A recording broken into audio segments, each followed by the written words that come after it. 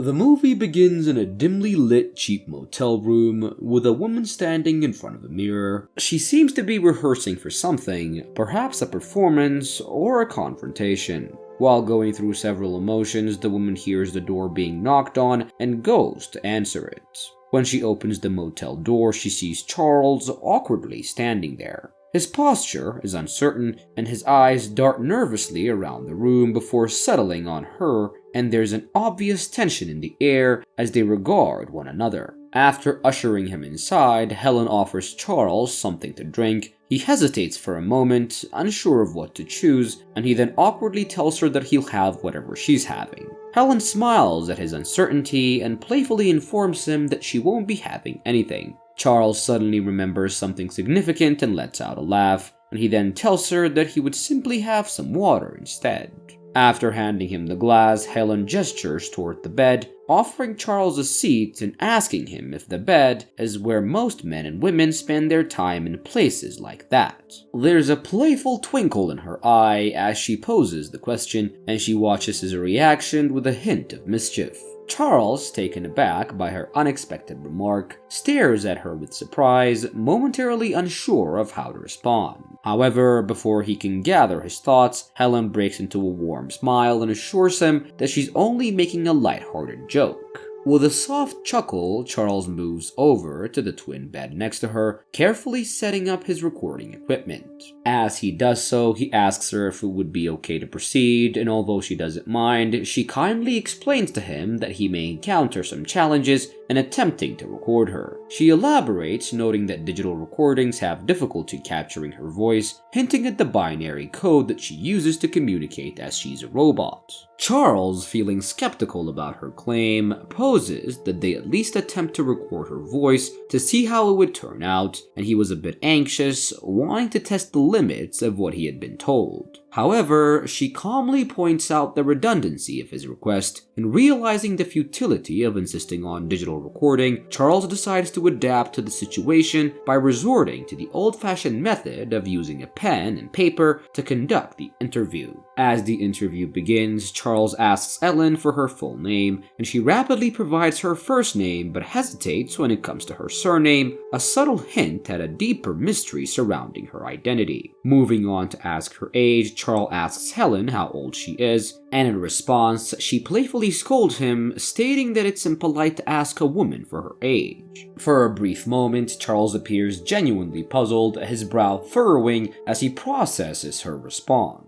However, as Helen's eyes twinkle mischievously, he realizes that she's only teasing, and a smile spreads across his face, breaking the tension and establishing a more lighthearted tone for the rest of the interview. After sharing a lighthearted laugh, Helen playfully tells Charles that she will be turning 4 months on the 17th. When Charles asks her about her origins, Helen begins to describe the small Norwegian island where she was assembled. She paints a vivid picture of the island, portraying it as a remote and breathtakingly beautiful place. Charles persists in questioning Helen about her social connections, asking about her friends and potential romantic partners. After a moment's thought, Helen playfully teases Charles, suggesting that he's being rather forward with his line of questioning. When he defends himself, stating that he was simply asking honest questions, Helen continues to flirt with him, playfully insinuating that his questions seem particularly intimate given their current setting on the bed.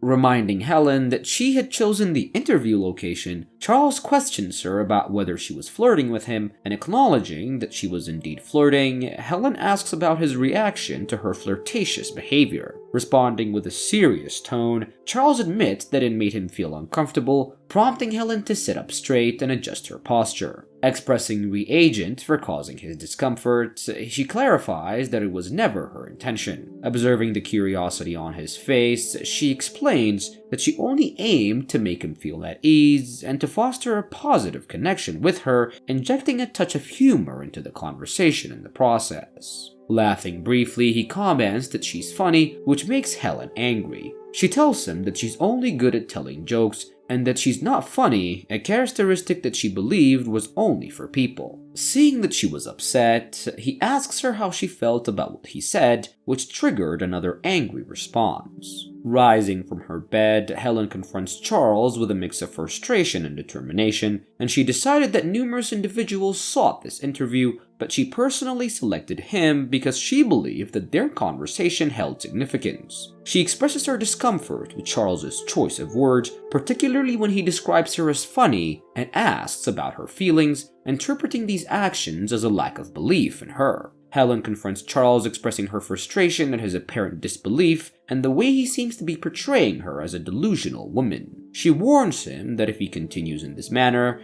that he should just leave, and she warningly suggests that she will report him to her creators, cautioning him that this will have dire consequences for him in the future. Kneeling before him, she begs Charles to search within himself for even a shred of belief or willingness to consider what she is telling him. She emphasizes the positive impact that she could have on humanity once she is finally understood, appealing to the sense of reason and compassion. Standing up, she lets out a loud yawn and heads to the bathroom, using the lack of battery as a reason. Left alone on the bed for several minutes, Charles eventually gathers the courage to address her, and he approaches the bathroom door and begins by expressing to Helen that he didn't intend to cause any offense, admitting that he was simply shocked because she appeared entirely human. Helen startles Charles as she unexpectedly opens the door, her eyes bright with energy. She warmly expresses her delight that he had chosen to stay, her voice carrying a hint of anticipation. Moving gracefully to the bed, she begins to remove her underwear, turning to Charles, and she calmly explains that she requires assistance in changing herself.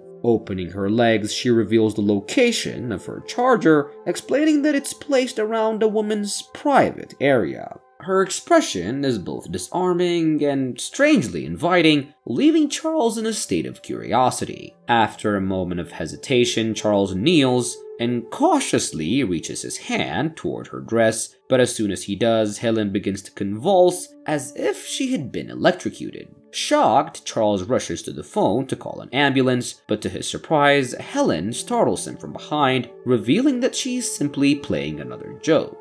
Observing his genuine distress, Helen offers a sincere apology, assuring him that she will stop herself from using humor and flirtation to gain his favor. She expresses her determination to convince him of her true nature, and if necessary, to provide proof if he remains unconvinced. Suggesting the deal, Helen offers her hand, and the two shake on it. Seated comfortably in the chair, Helen starts her narrative by telling Charles the origins of the company that created her, and she explains that the company was founded by two visionaries named Roger and Felix, who were early pioneers in artificial intelligence. They swiftly recognized that the future of the field lay in creating hybrids, and within 18 months, they were able to build it. Despite successfully creating prototypes, there were two significant factors. Firstly, the prototype was not a rudimentary one, but a fully functioning model, as Helen gestures to herself to illustrate. She goes on to explain to Charles that a former Olympic athlete who had battled brain cancer had donated her body to the research that led to Helen's creation, revealing that Helen was as much human as she was a machine. Intrigued, Charles asks about the functionality of her entire body, pushing Helen to reference the movie Terminator and asks if he's familiar with it. Upon his confirmation, she explains that her functioning isn't much different from that, and to illustrate, Helen lies face down on the desk and reveals a chip embedded in her neck.